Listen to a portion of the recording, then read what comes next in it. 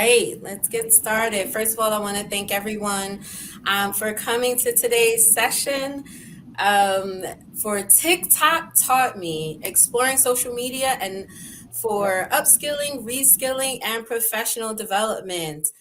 Before we even get started, I just want to know in the chat how many people are TikTok fans, how many people just stalk on TikTok, because I think I spend way too much time there personally. But I want to say hello, Virginia, Little Rock. Okay, we're from all over. Good to see you guys. My name is Kiafa Hall. I am the CEO and owner of KZ Hall Virtual Services, and I'm so excited to talk to you guys about social media and how you can possibly use social media for your own personal career development skills. Now, before we get started, as I said, I spend a lot of time on TikTok personally, but you might use a completely different social media platform. So if you can drop it in there, what platforms are you using for social media connection? And how do you currently use social media for your career? What are some ways that you are engaging on social media when it comes to your own personal career?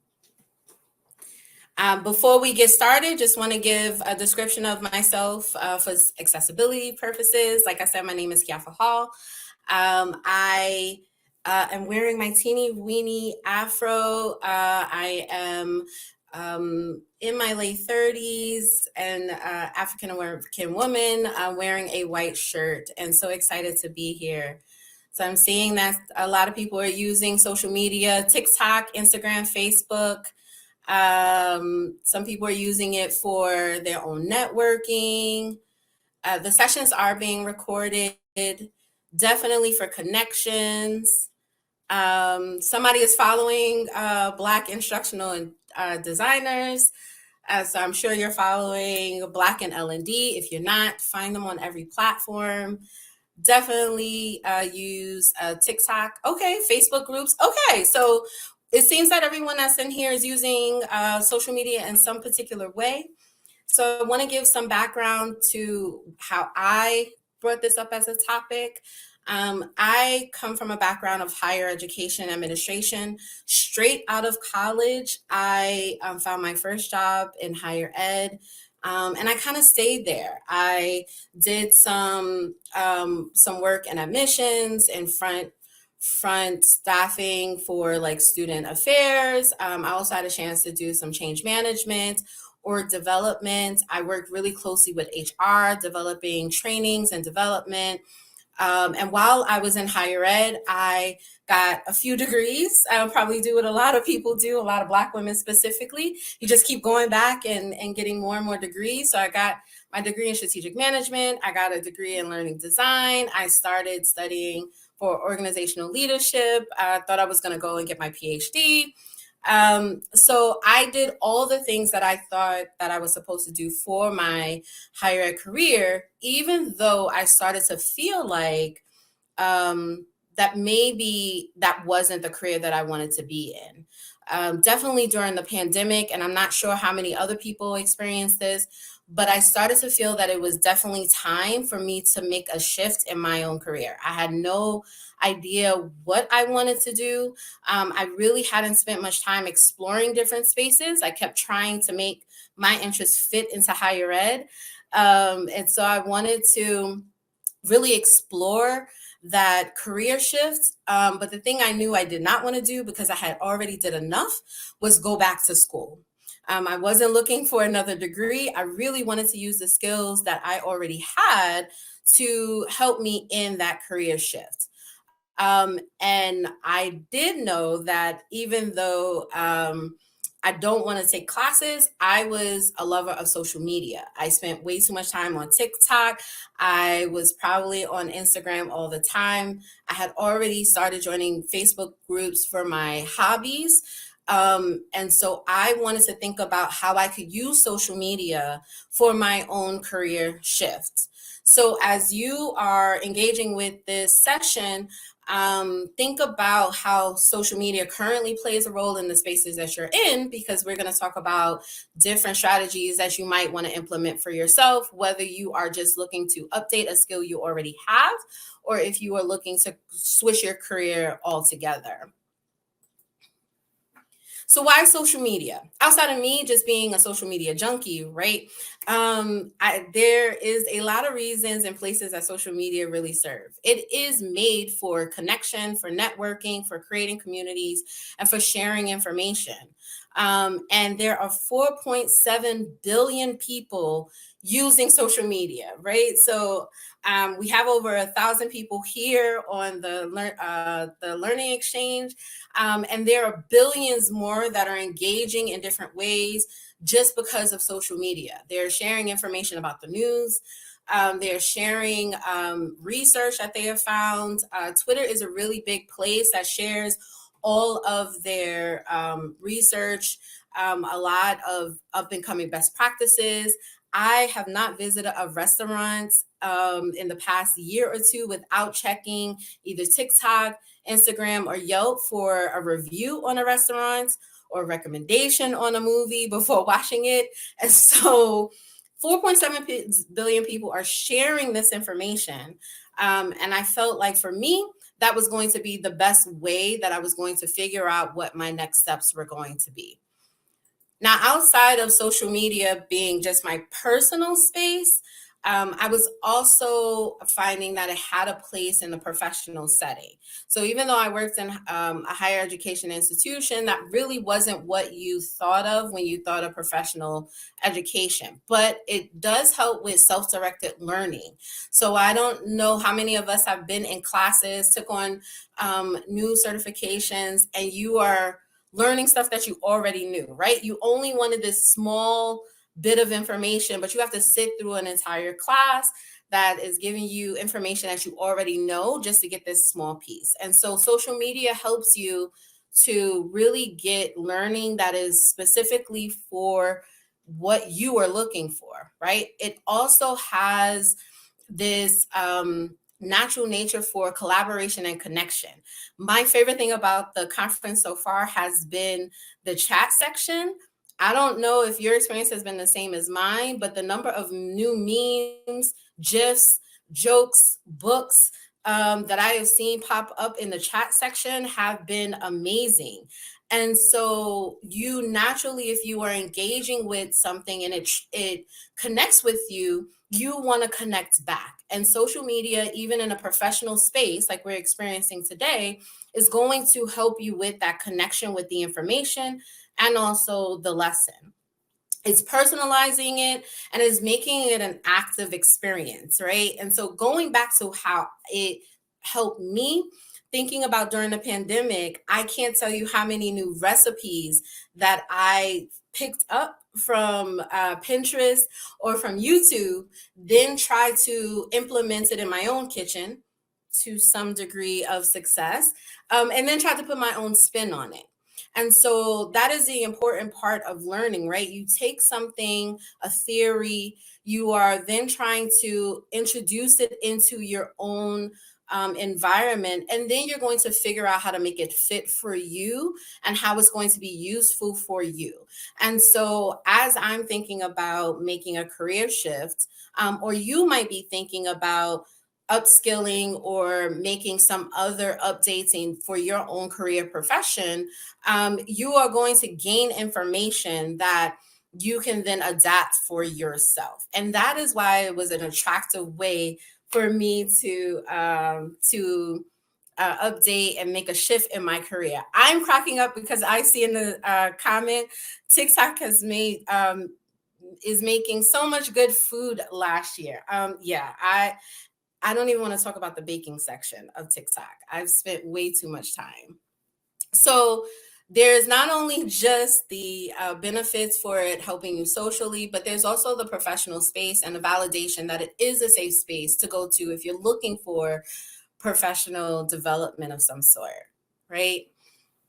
Now, the biggest question you have to ask yourself, and I had to ask myself, is whether or not social media is for learning is for you, right? Just because it works for me doesn't mean that it's necessarily going to work for you.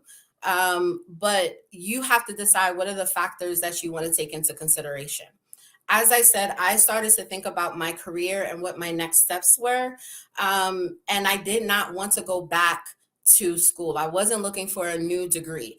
And so the cost of formal education could really be prohibitive for someone who is looking to update their skills or learn a new skill or change careers altogether. Right now, we are dealing with student debt that is real. Our economy and the income, what is it? The interest rate, excuse me, is high. It's making it really difficult for people to use their money in different spaces. And so we have to take that in consideration, that learning should not just be about how much you can pay for that learning, right?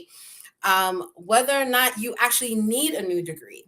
So often I will see updates that people have gotten new certifications, new certificates, new degrees in spaces. And I think that's great, right? We should all want to be active, lifelong learners. But is it necessary for the next step that you want to take in your career? Is that degree or certificate going to make the difference in you getting the position that you're looking for?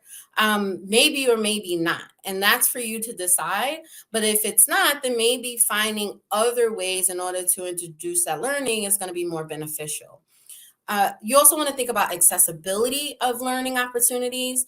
And when I speak of accessibility, I'm also talking about whether programs are offered in the areas that you're looking for, if you have the time to access that learning. So whether classes are offered at times that you can take those classes, if you have the technology in order to adapt to that learning, if your life will allow you to really engage with whatever new learning you're seeking out. And so it's not just whether or not financially is the thing, but do you have the time, the space, the opportunity to engage with whatever the next steps that you're trying to take? You could want to upskill in a particular way, but timing is everything. How you learn should also be taken into consideration. That's not just something that you should be considering in higher ed. We put a lot of emphasis on that for students, but your own particular learning style. So if you are someone who likes to be much more tactile, you like to demonstrate your learning, if you want to, if you need one-on-one engagement, is social media going to be the best space for you to do that? Right. And so we want to think about our own personal learning styles and what's your overall career goal.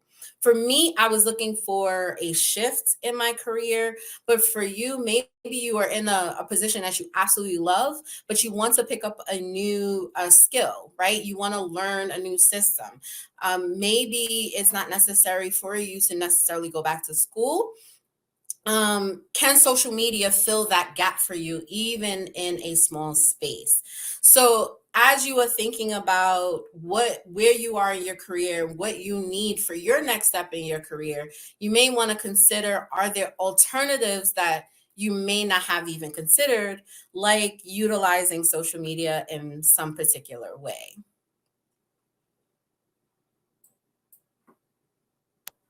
So I gave you a lot of background on me and why I wanted to seek out social media. Like I said, I have been in higher ed for almost 20 years. I loved what I did. Shout out to anybody who is still working in higher ed. But I needed to do something different. And so I'm going to create my own school called Social Media University. As I'm going through the next couple of slides, please feel free to add to the resources that I'm adding here. I've shared some of the people, the links, the tips that I use for myself. But if you have recommendations, also make sure to drop them in the chat. And if you have any questions, you can also put them in the Q&A so that I can answer them for you along the way. So before you begin working with social media for your own professional purposes, you want to think about why you're going to social media, right? Are you upskilling, reskilling, or just looking for best practices, right? Social media has a lot of ways in which people can learn about these areas. People always sharing their experiences on social media. There are lots of demos that are available on social media. And so, could you find that information available for you if this is your purpose? Are you transitioning professionally? So, if you are looking for an entirely new field, I wasn't sure if I was going into a new field or if I just wanted to adapt my skills. But if you were going into a completely different field, is there a way that you can get some additional information from social media itself? Or are you looking to network, right? Maybe you've hit a point in your own network where you feel like those that you are surrounded with are not inspiring you the way you want. They are not getting into the rooms and the spaces that you feel like you should be in. And so you need to tap into a brand new pool. So instead of you just relying on maybe LinkedIn or a friend, right? Can you expand that utilizing different social media platforms? The next thing you want to think about is where you currently are working with social media. So, which ones do you gravitate to? If you're already on LinkedIn or Instagram, then continue to work through them.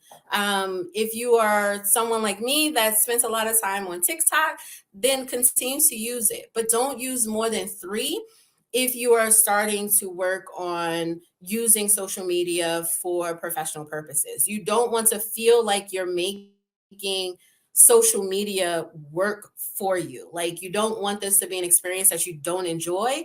And you may want to still leave some of these sites as spaces that you're just on to deflate and have fun and connect with friends and family. But whatever you do, I say don't put too many, start with just three.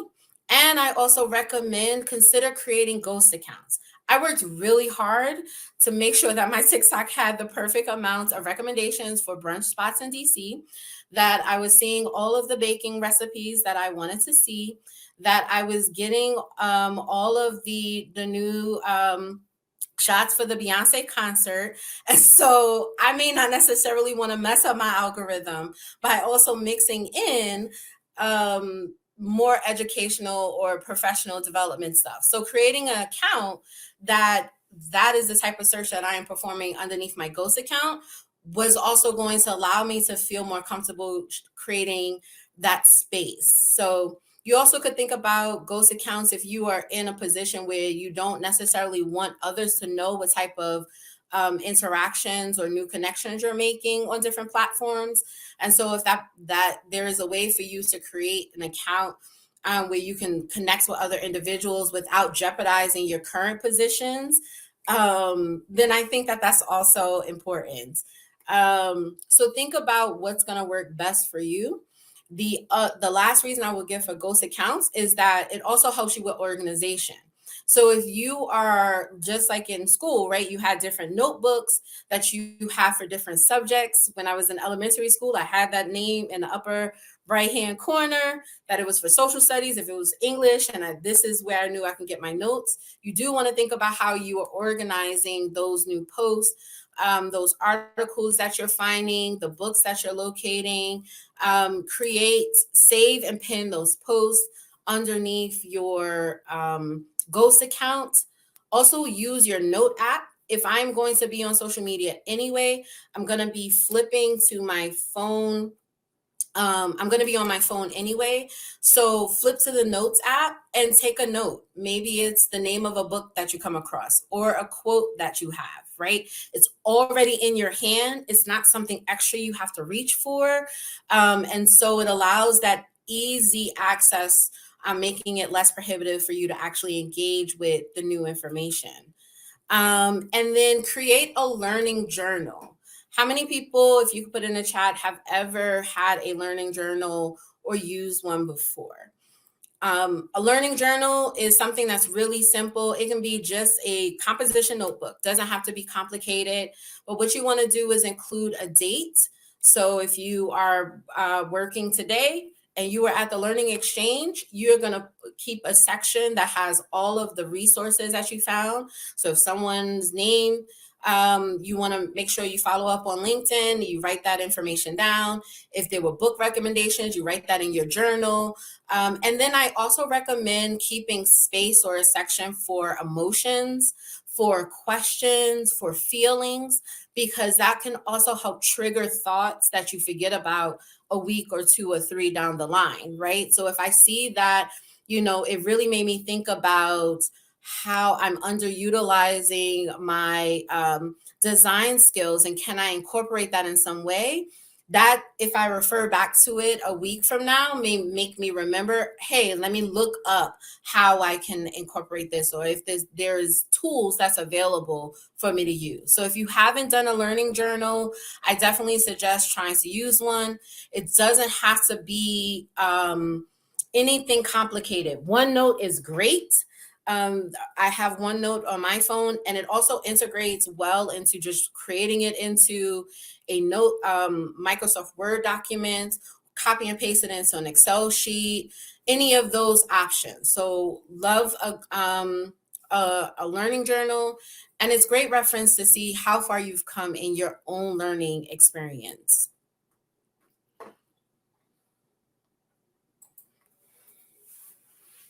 So I gave you the 3 tips, the big ones.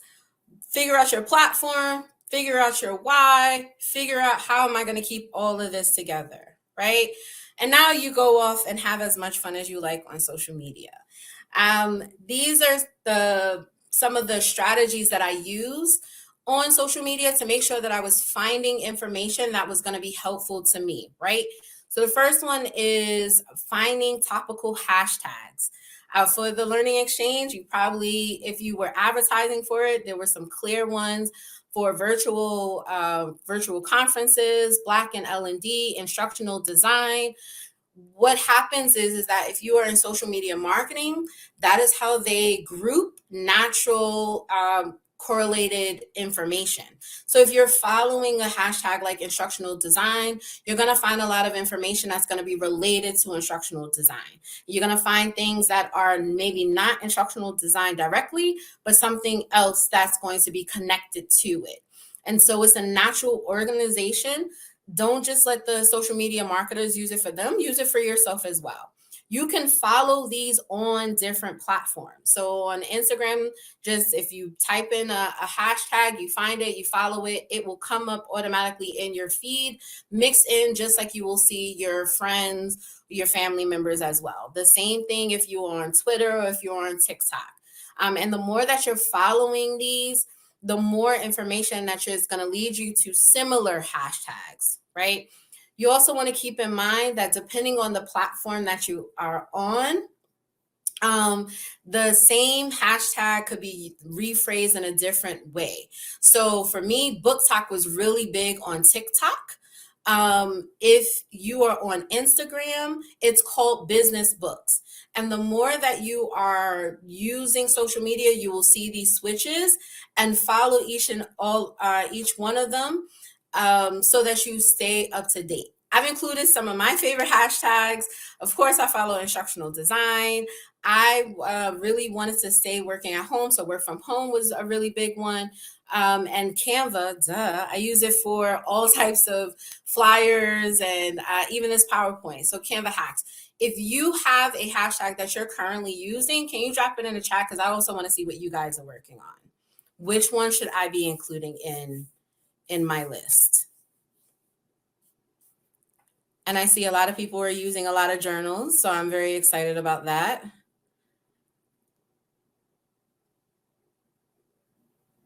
Is anybody following any hashtags?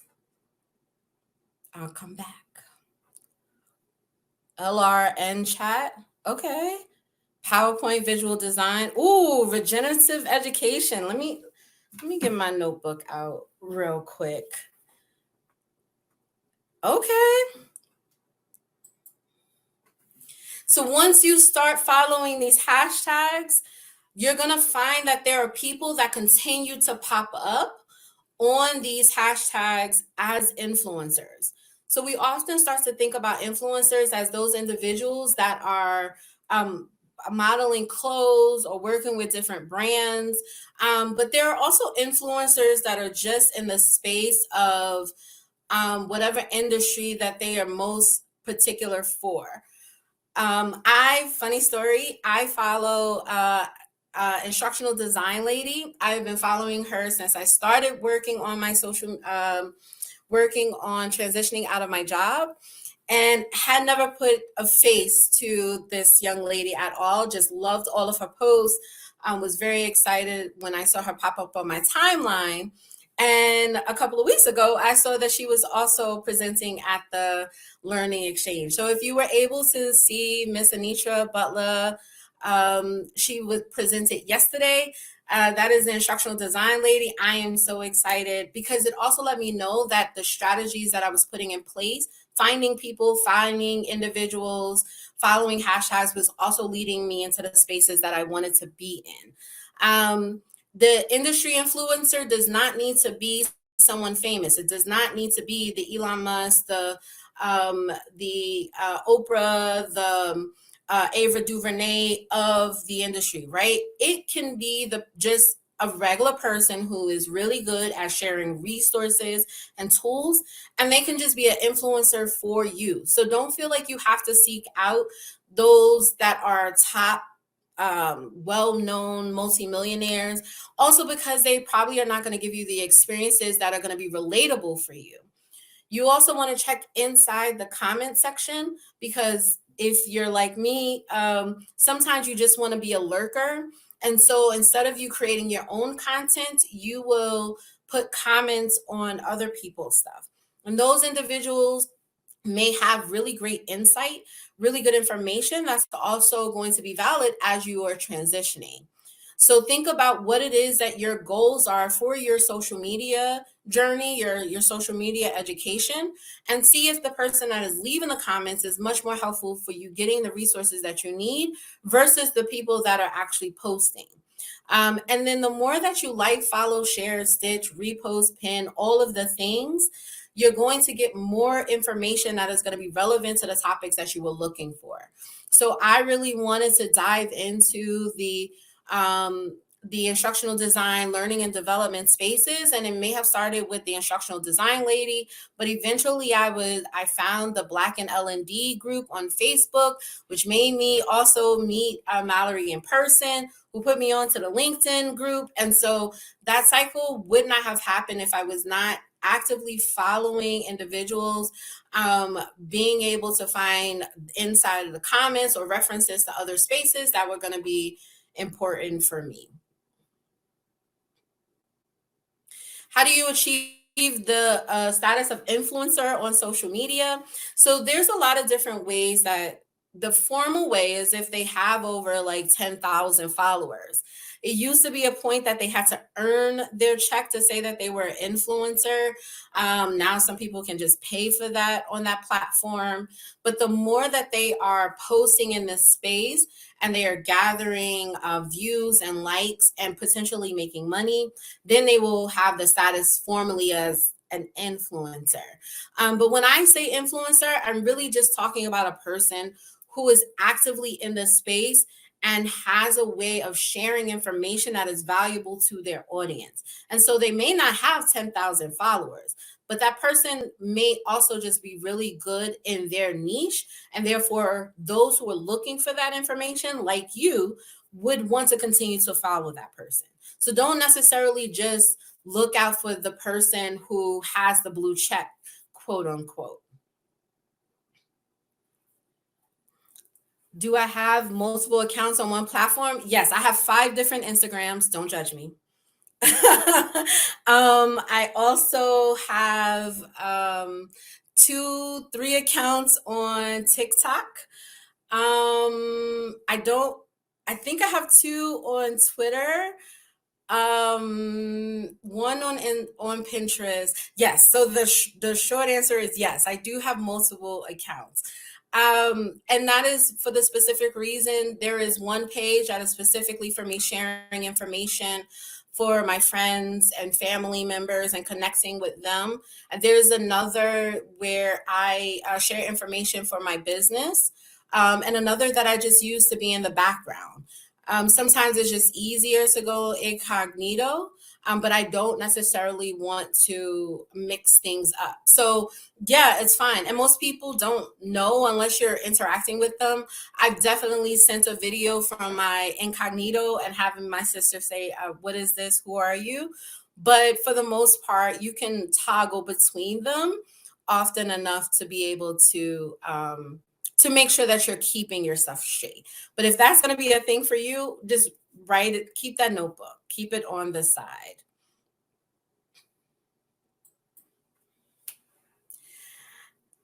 Now, when you're on social media, we are in an age where videos are king. But I recommend keeping and mixing up your learning mediums. Always keep in mind what you are trying to achieve with social media, what you went out there for. So if you were looking to network, I think that static posts are a really good place. So if you're on Instagram, if you're on Twitter, if you're on Pinterest, there are usually a lot of posts about networking opportunities in those spaces. LinkedIn, usually not a lot of video. So it's a static post. It's going to have some captions with information, free workshops, finding out about conferences, about workshops, not only for starting a business, but for me, starting a business or presenting at different conferences or topics that were related to instructional design, learning and development. On Twitter specifically, there were a lot of doctoral students or students postdoctoral or students who were pursuing their doctoral degree that were doing presentations to present their research. And so I got to sit in on a bunch of those to see what new research was coming out in the area. That could be something that's really helpful for you. Infographics are also really helpful to kind of break things down. So if you are learning new nomenclature, you are trying to understand a new skill or technology, if you're looking for comparisons, you'll see a lot of that in posts. If you are in video, you're a learner that likes both to hear and to see and maybe even do video is going to be really great because people are talking over their videos. So you're going to learn new terminology. They're going to do demonstration of different tools and techniques. In video, when people are speaking out loud, they also tend to add their own personal experiences. So even if it's a review of a software, they will sneak in, known or unknown, their own feelings about it or shortcuts. And if you are paying attention and you review it, you start to see if there's commonalities, if it's more helpful for you. TikTok is a great space for this. I found a lot of information about using Canva, about Articulate 360, about graphic design in general by just watching videos of other people doing it. And that was helpful for me. So if this is a style that works for you, then I definitely say incorporate it. Don't just rely on the post. And then podcasts, someone mentioned this in a previous session. Podcasts are a great way to upskill. Not only are you finding out about individuals, professionals, and experts in the space. You're getting a lot of industry insights from podcasts. So, regardless of your industry, there is a podcast for it that exists. Best practices, because usually they want to stay timely in the information that they're presenting, and they're talking to individuals that are dealing with these challenges. And encouragement, right? I do not discount that sometimes we just need to have a support system or a security blanket to say we are making the right decision. My decision to shift professionally and feeling like I really didn't know what I wanted to do, it was helpful to hear from people who are also going through that experience and how they navigated it, right? These questions that you might have about entering into new spaces, there are plenty of podcasts that give you some of that information as well. So podcasts that are in the L&D space, of course, I don't have any on the top of my head. Um, I'm gonna have to think on it probably by the end that is specifically for L&D. I did listen to one called the Ops Authority because I wanted to incorporate for business operations. And there is one that was for women and entrepreneurs, and of course I'm blanking on the name, that help with that. I'm so stumped, and I'm so sorry, Tanika. I promise I'm going to get back to you once I have the name. But having those resources and listening to it, yes, that is one. The L&D hot seat. Thank you so much. I'm losing my train of thought. But having podcasts to listen to is also really helpful for whatever it is that you are looking for. So once again, reflecting on your own career goals, your own positions, think about how any of these mediums can be mixed and matched in order to achieve whatever your next steps are. So I've introduced a lot of ways that I use social media. I believe I asked you in the beginning, what are some ways that you use social media? Are there any strategies that you would take from this? Like, is there any aha moments for anybody in this space? Is there anything that you're like, oh, I hadn't thought about that before? And if there's something that I hadn't mentioned, if somebody's used social media on their own for professional development, upskilling, reskilling, connection, networking, whatever it was, what strategies did you put in place? How did it work for you? And I'm seeing all of the recommendation TLDC podcasts. The Accidental Trainer. I had not heard of that one. So I think that the biggest part of using social media is, one, it's going to be an experience that's just for you, right? And so what it looked like for me may not necessarily be the experience that it works for you. Definitely the separate account saves me a lot. It takes a lot of work. I don't know if anybody else loves social media as much as I do, but it takes a lot of work to curate your social media to the perfect algorithm, where you know that when you open it up, it's going to give you all the videos, all the posts that you actually want to see. So definitely that separate account is a savior. And I would also say, if you are having separate accounts, don't also be like me and save a bunch of posts that you don't go back and look at. So I do have a lot of different saved videos, saved posts, saved reels that I may not have glanced at, and then I have to go back and clean up at some point.